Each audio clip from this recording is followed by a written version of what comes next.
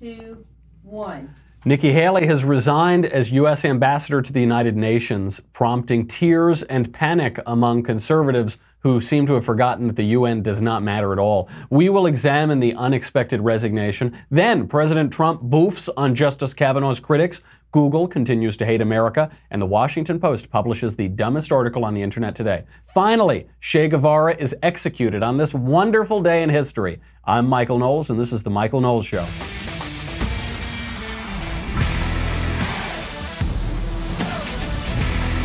These are some great days in history lately. We got Columbus Day yesterday. Che Guevara gets iced today. That'll be really, that's great. Before we can get to this breaking news that Nikki Haley is resigning, we have got to thank a wonderful sponsor, Pair of Thieves. You know, we've been talking a lot about boudoirish things recently. You know, all this Kavanaugh circus. Let me tell you about my underwear, okay? Let me tell you about my negligé. I love Pair of Thieves. It is the best that I've ever worn. On average, do you know that men keep their underwear for 7 long years until they're a tattered shell of what they once were? Don't be that guy. You don't want to have boxers from when you're in high school or something like that. Pair of Thieves are the most comfortable underwear I've ever worn, hands down. They have this proprietary moisture-wicking fabric that keeps you cool and fresh, like AC for, you know, below the waist. It feels like you're wearing nothing at all. Very often I am wearing nothing at all, so Pair of Thieves fits in really well with my typical repertoire. It is proprietary. In this case, all of the competition has been trying to copy this fabric for 4 years. They have failed. Here is the best pitch for these, the Pair of Thieves. The guys who started Pair of Thieves, one of the guys says that all his wife ever wants to see him in is a pair of their super fit briefs. Do you know who that guy's wife is? Jessica Alba. So now you've got recommendations from Jessica Alba and sweet little Elisa and sweet little Alba. That's pretty good. Try them out if they're not instantly your favorite pair of underwear. If they are Jessica Alba's favorite, they will be your favorite. They'll give you your money back for a limited time this month only. Our listeners get 20% off their first order at pairofthieves.com/Knowles, Knowles. Get 20% off when you go to pairofthieves.com/Knowles. This month only, pairofthieves.com/Knowles. All right, Nikki Haley has resigned. She's out at the UN.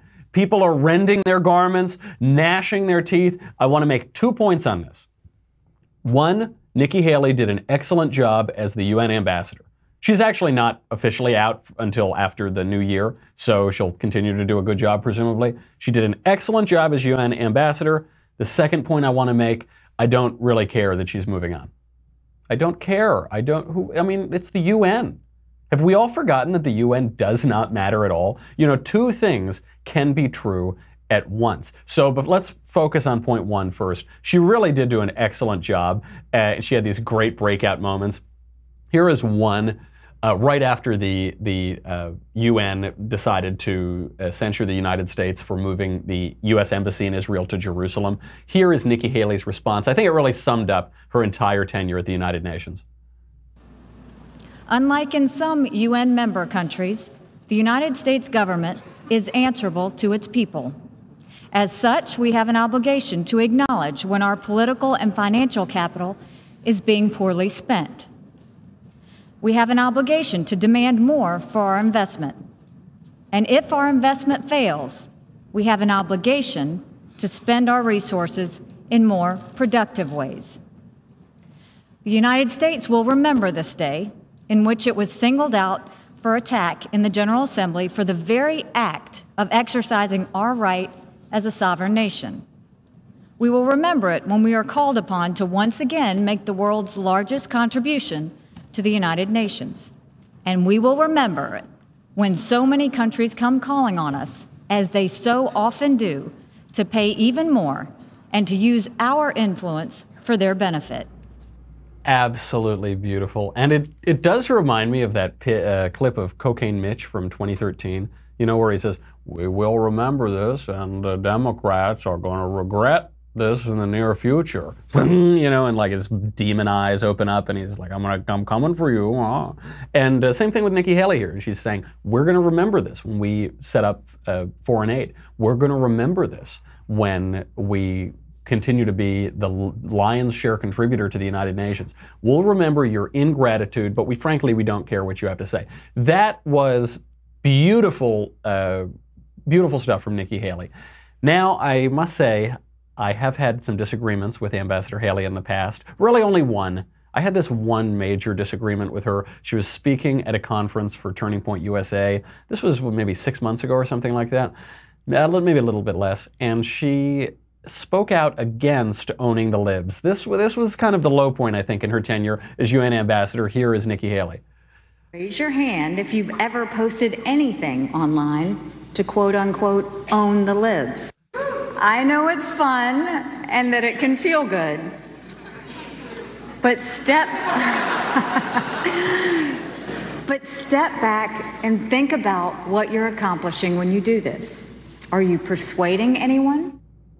Raise your hand if you've ever done anything on the internet to own the libs. Raise your hand if you've ever done a best-selling blank book to own the libs. Raise your hand if most of what you think about when you wake up in the morning is how you can own the libs. So yeah, we have a disagreement over this. And the disagreement is mostly stylistic, but it is strategic as well. And I actually spoke in DC about a week after this to give an answer to this speech. And the idea is, she says that you're not persuading anybody when you're owning the libs, but I think it really is persuasive when you own the libs. I think it's very persuasive. What is owning the libs? Owning the libs is largely using humor and just propelling your political agenda with confidence and not getting bogged down in all of the stupid criticisms from the left. That's what owning the libs is. It's using humor to advance your political agenda, and it's not really caring when the left shrieks and howls and moans. I think this is wonderful. I think that is leadership. I think it is persuasive. I think the Trump administration, the Trump victory, all the way up through this Kavanaugh confirmation, it displays this perfectly, the great strategic advantage of owning the libs. And I think it's nice. It makes people like us more if we can smile a little, have a sense of humor, laugh a little bit. So that was an actual point of disagreement on strategy, but it certainly didn't affect Ambassador Haley's performance at the United Nations. And I think maybe she doesn't fully appreciate yet what owning the libs can do. You know, it's a really lovely thing to do. But that blind spot aside, she did a wonderful job at the UN. I'm glad she did it. She basically nailed it, stuck the landing. Now she's going to do something else. That's fine. It doesn't matter that she's leaving. I know, you know, we talk a lot in politics how everybody is so reflexively outraged. This is the big problem on the left and the right. We're all reflexively outraged. We're all in the news cycle. We're all on Twitter. The latest thing, Addicted to Outrage, is the title of Glenn Beck's book. This is a good example to avoid being addicted to outrage or shock or horror or hysteria. It does not matter who the UN ambassador is in this administration. It doesn't in this, because the White House sets the policy. Sets our policy toward the United Nations, it sets our foreign policy. So the ambassador to the United Nations needs to be a good face for America to the world, needs to be able to stare down the worst people in the world. Okay, all great. Nikki Haley did that very well. But who's actually making the policy here? It's guys in the White House. It's John Bolton, it's Mike Pompeo over at State, it's Dunford at the Joint Chiefs of Staff, it's James Mattis, Defense Secretary. Those are the guys who are actually making the policy. The UN ambassador isn't really doing that. You know, the UN ambassadorship has gone back and forth from being a cabinet level position for decades now. It is right now a cabinet level position. The only reason it was in the first place is because Dwight Eisenhower really liked Henry Cabot Lodge. And after John Kennedy beat out Henry Cabot Lodge in, I think it was 1952?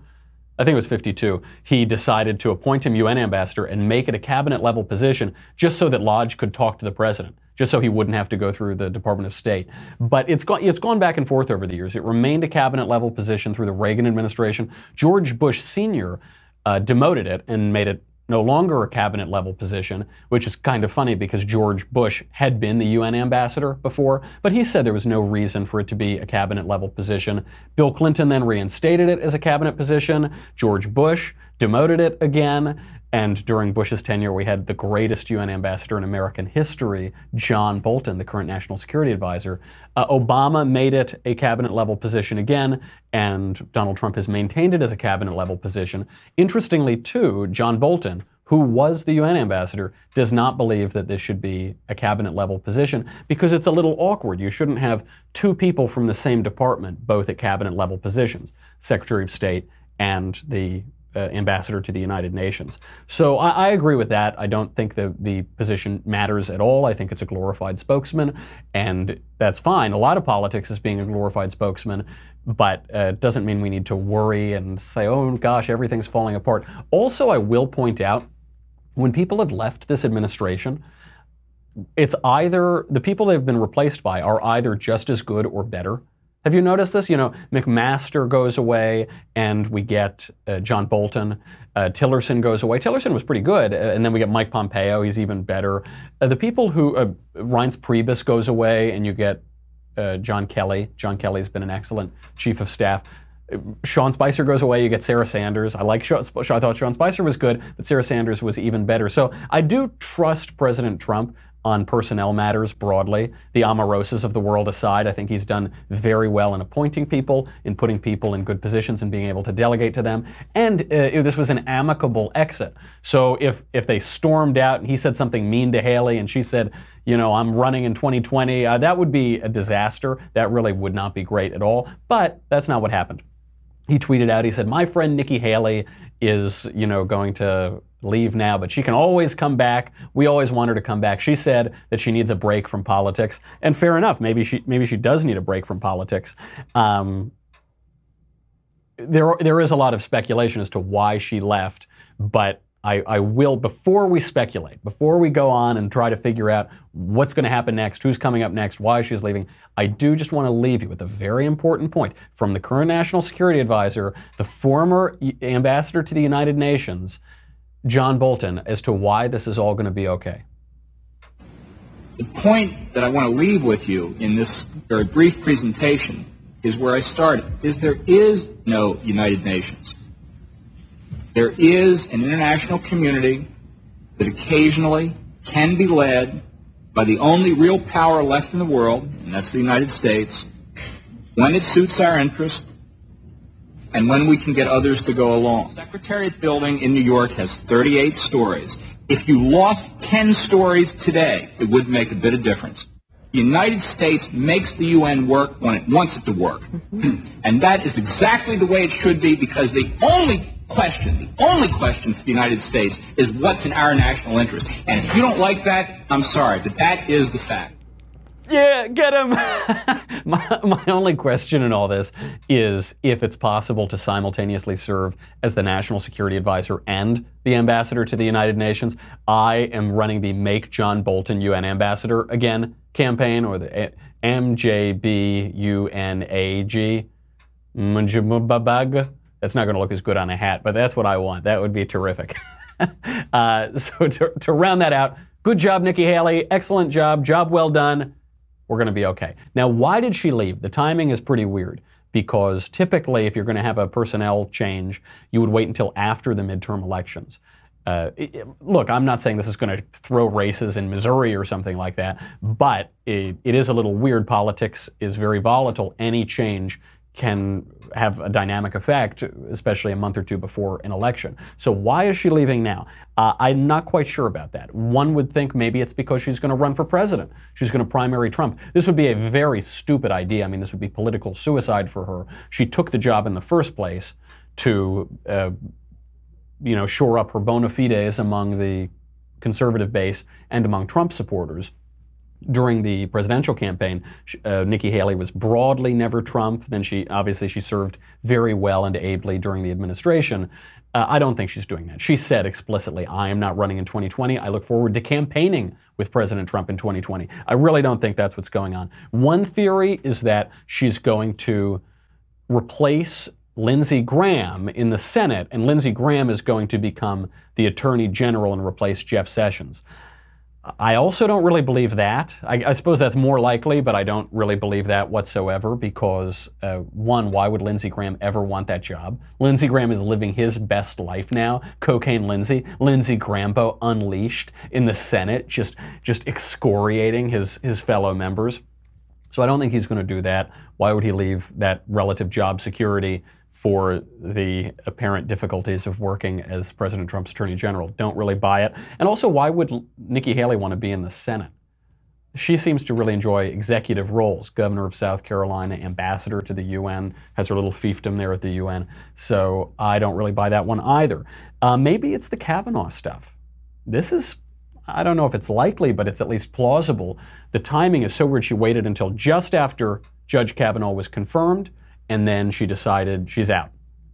Does this have something to do with I am woman, hear me roar solidarity? Again, I don't really buy this because, again, the majority of Americans wanted Kavanaugh confirmed after that FBI investigation. Certainly the majority of conservatives. Christine Ford's allegations have fallen apart. The other ones have fallen apart too. So I don't know what stand she's making. It could be politics. They're a little too clever by half, which is resigning, announcing your resignation right at this time, right after Kavanaugh, and then not running immediately. And so later on, you can either say, I resigned because of Kavanaugh, or you can say, I didn't resign because of Kavanaugh, and either way, you get the benefit of the doubt. I suppose that's possible. In any case, that would allow her to go and just hang out at home and chill on the sidelines, and that's perfectly fine. She's got a son. She's worked very hard. It's very hard working in these administrations. And do I think this is normal turnover? Not quite. The timing's too weird for that. But she might have other ambitions that she doesn't need to jump on right now. The final possibility is that she's just being sidelined. And this, I think, is probably the most likely. You've got some very big personalities in the foreign policy room. Mattis, John Bolton, certainly, Pompeo. These are big personalities who have distinct points of view on certain crucial matters. They tend to butt up against Nikki Haley, particularly on Russia and America's greater and lesser geopolitical threats. So perhaps it's just that her views are being sidelined. Part of the UN ambassador role is to advise the president. If you've got a guy like John Bolton in the room, who's a former UN ambassador and has a very well thought out and determined foreign policy plan, maybe there's just no place for her there. I don't know, could be that. But again, I don't really care. She did a good job. The circumstances of her exit don't change that she did a good job.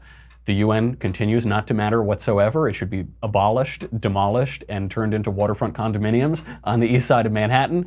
It's fine. Who cares? Who cares? Very good work, Nikki. We're going to keep on telling the rest of the international community of the worst people on earth, Iran, Iran, China, Russia. We're going to continue to tell them where they can stuff it. And this does bring up the question of who will replace Ambassador Haley.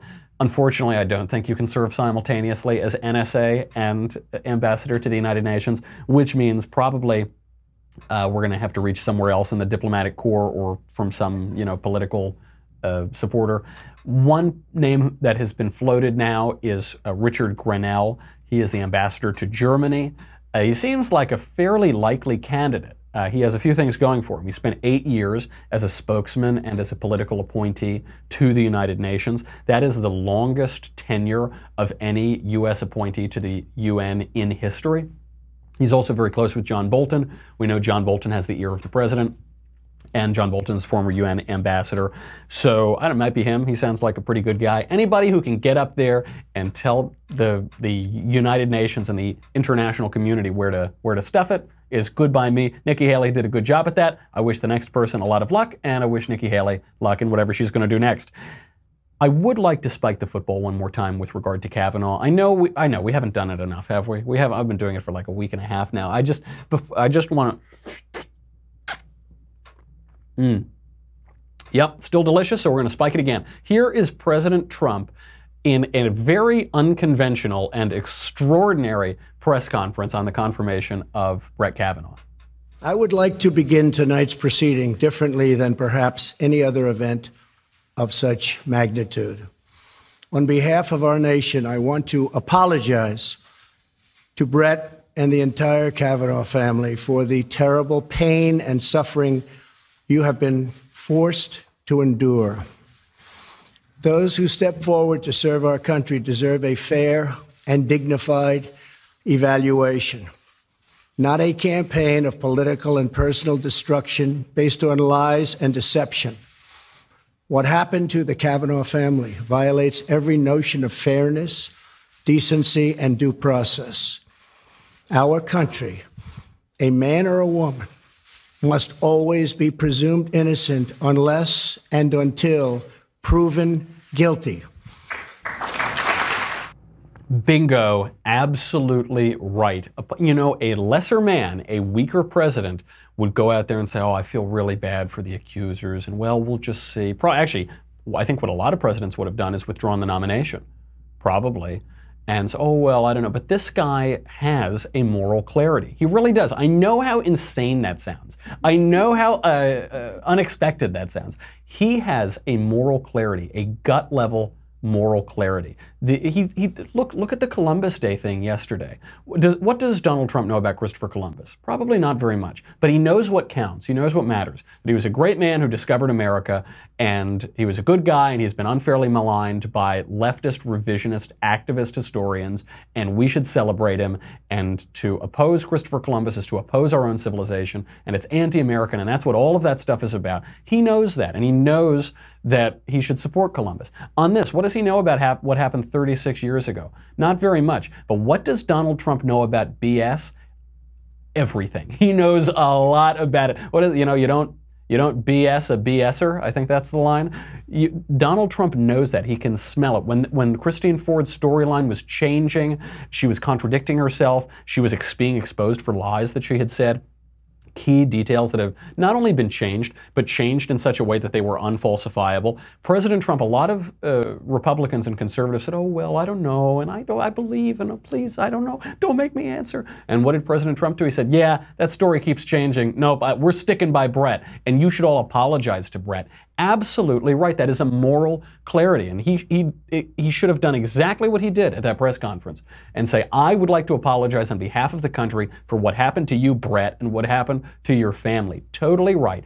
How does he have this moral clarity is what I want to know. This is a guy who's worked in pretty mucky industries, network television, reality TV, construction in New York, casinos, beauty pageants, politics, pretty gross stuff. So how does he have this kind of moral clarity? He doesn't have it on everything.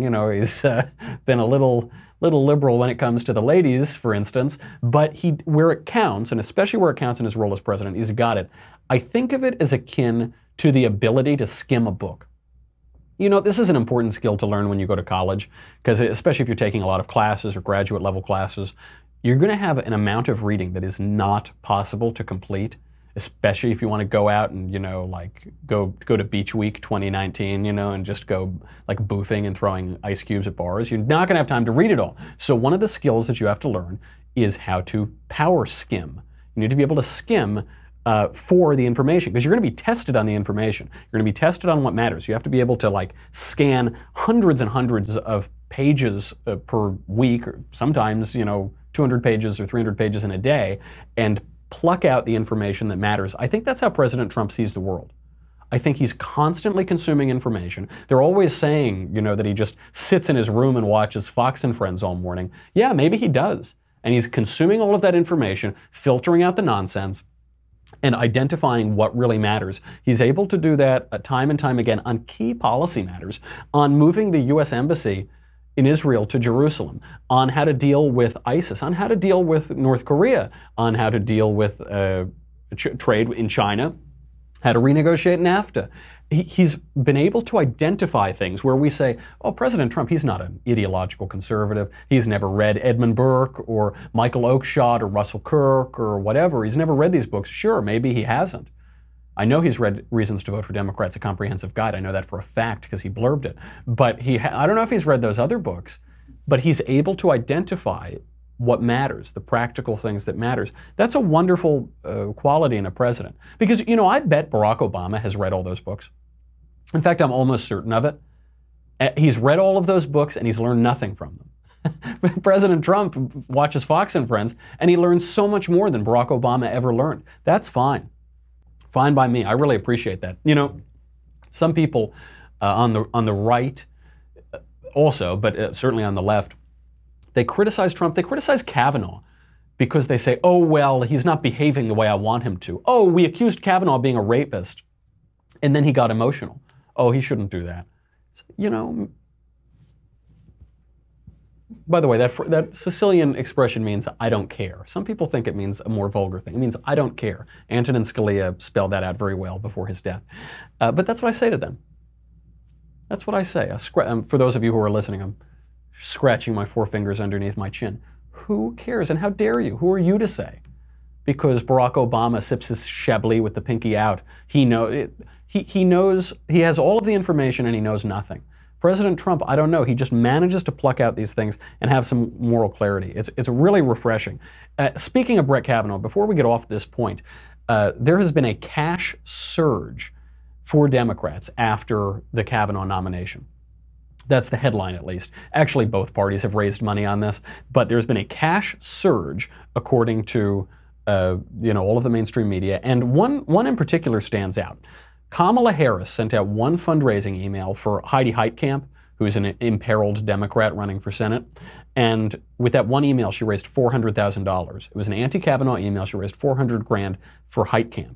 That is pretty impressive, but you've got to compare that with another number that came out of this whole Kavanaugh thing, which is that the more the Kavanaugh thing dragged on, the further behind Heidi Heitkamp fell. So I think now she's like 12 points behind or something like that. But she was able to raise all that money. What does that mean? It means that a small number of lefties have been whipped up into a frenzy and are giving money, even as the candidate is losing support overall. What is that about? Why are these small number of lefties getting whipped up into such a frenzy and giving so much money? It's because the left treats politics like religion. This is a form of tithing for leftists. Giving money to Heidi Heitkamp is a form of tithing. It may be a form of indulgence. You hear them on the left all the time talk about white privilege and male privilege and mea culpa, mea maxima culpa. I think it's an indulgence to make good for your sin of being a straight white guy who knows that he's a guy, or whatever aspect of that you might possess, by giving to some imperiled Democrat running for Senate. I see it as religion. And Hillary Clinton, my, third cousin-in-law once removed? I always forget which one she is. Third or fourth cousin-in-law once removed.